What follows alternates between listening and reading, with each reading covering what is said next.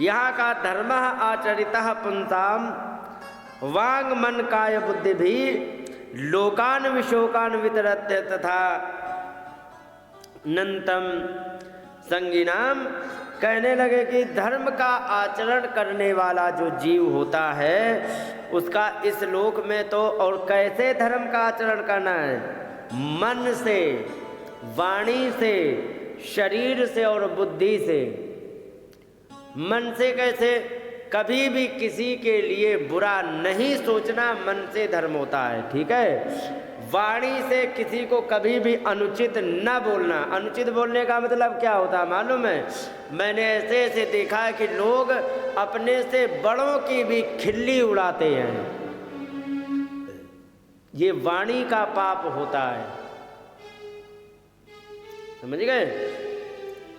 खिल्ली उड़ा करके, दूसरे को चिढ़ा के, दूसरे को दुखी करके, और तुम अगर जो अपने आप को सुखी होते हो तो इसको कहते हैं पर पीड़न रति, दूसरे को दुखी करके तुम्हें खुशी मिलना।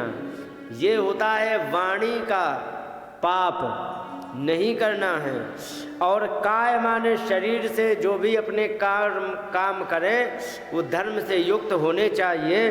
और बुद्धि भी, बुद्धि से किसी का अहित न सोचना, सबके लिए अच्छे की कामना करो।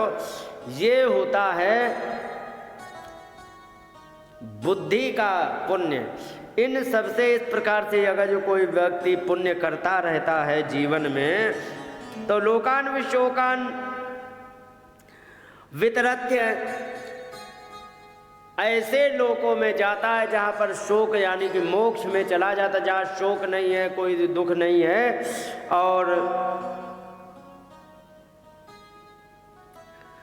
यथा अनंत संगी नाम, जैसे कि अनंत माने साक्षात भगवान के संगी, जैसे कि संतों की संगति करने वाले को जो पुण्य मिलता है, इस प्रकार से।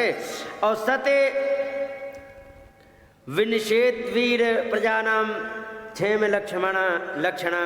और कहने लगे कि अगर जो उसके विनष्ट हो जाने से, हे वीर, हे राजन बेन, अगर जो वह धर्म के नष्ट हो जाने से, जिससे कि प्रजा माने जितने भी लोग रहते हैं, इनके क्षेम माने कल्याण का लक्षण जो होता है, इससे यस्मिन विनष्टे निपते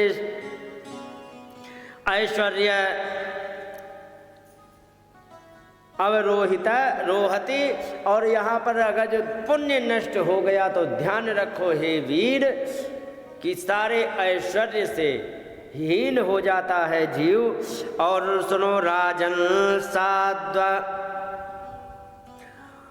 मात्येभ्यश्च चोरादिभ्य प्रजान पर रक्षण यथा बलिं गृह्णन्ति प्रेत चा मोदते। कहने लगे कि हे राजन सुनो, अगर जो अच्छे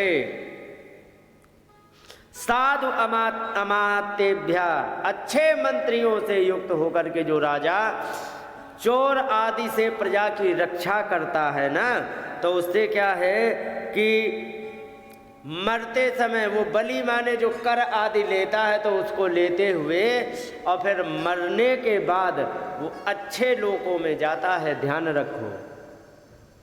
और तुमने सारे धर्म कर्म को बंद करा दिया है, ध्यान रखो।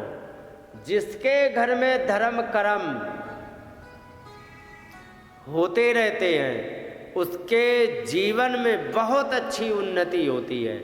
आजकल हर व्यक्ति देख रहा है कि पहले हमारे घर में इतनी सुख संपदा थी, आज घट के इतनी रह गई, फिर कहते हैं इस साल हमारी इतनी रह गई, फिर इतनी रह गई, अंत में आ गए बेलदारी पर। क्यों हो रहे हैं? क्योंकि तुम्हारे कर्म जो है ना वो धर्म से विमुख हो गए हैं। और जब कर्म धर्म से विमुख हो जाते हैं तो फिर यही होता है जो दिखाई पड़ रहा है।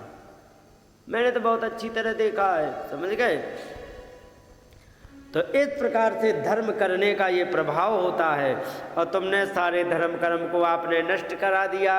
बाबाओं को डांट करके, महात्माओं को, साधुओं को डांट करके कहने लगा कि बालिसा बतयो यम्वा धर्मे धर्म मानिना। अरे तुम लोग मूर्ख हो, क्योंकि अधर्म में तुम धर्म को मानते हो।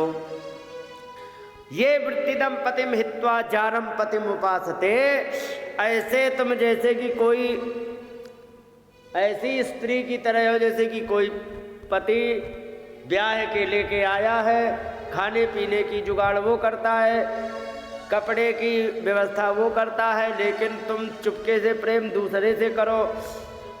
ऐसी स्त्री की तरह तुम हो। क्योंकि ध्यान रखो, विष्णु विरिंचो गिरशो इंद्रो वायु यमो रवि पर्जन्यो धनदा सोमा क्षिति रग निरपाम पति। कहने लगे कि जो भी जितने भी देवता होते हैं, विष्णु, विरिंच माने ब्रह्मा, शंकर जी, इंद्र, वायु, यम, सूर्य भगवान, बादल, कुबेर जी, चंद्रमा, अग्नि, पृथ्वी और वरुण जी, ये जितने के जितने देवता होते हैं, एते चान्य जब विबुधा प्रभावो वर्षापयो, और भी जितने देवता हैं जो वरदान देने में, शाप देने में प्रभावी होते हैं, वे देहे भवन्ति निपते, वे सबके सब राजा के ही तो देह में होते हैं। सर्वदेवमयो नृप, सारे देवताओं से युक्त राजा होता है। तुम दूसरे की पूजा क्यों करते हो? हमारी करो ना। महात्माओं को समझ में आ गई कि इसको समझ में नहीं आएगी, और महात्माओं ने गुस्से में कहा कि इसे हन्यताम एष पापा प्रकृति दारुणा, ये भयंकर दारुण है, अपनी प्रकृति से ही ये बड़ा दारुण माने भयंकर है, इसे हन्यताम, मार डालो, मार डालो। ऐसा कहा। जीवन जगदा वासु कुरुते भस्मसात ध्रुवम, और इसे जल्दी से भस्मसात करके नष्ट कर दो। और ऐसा कहा, इतने में राजा बेन को मार डाला।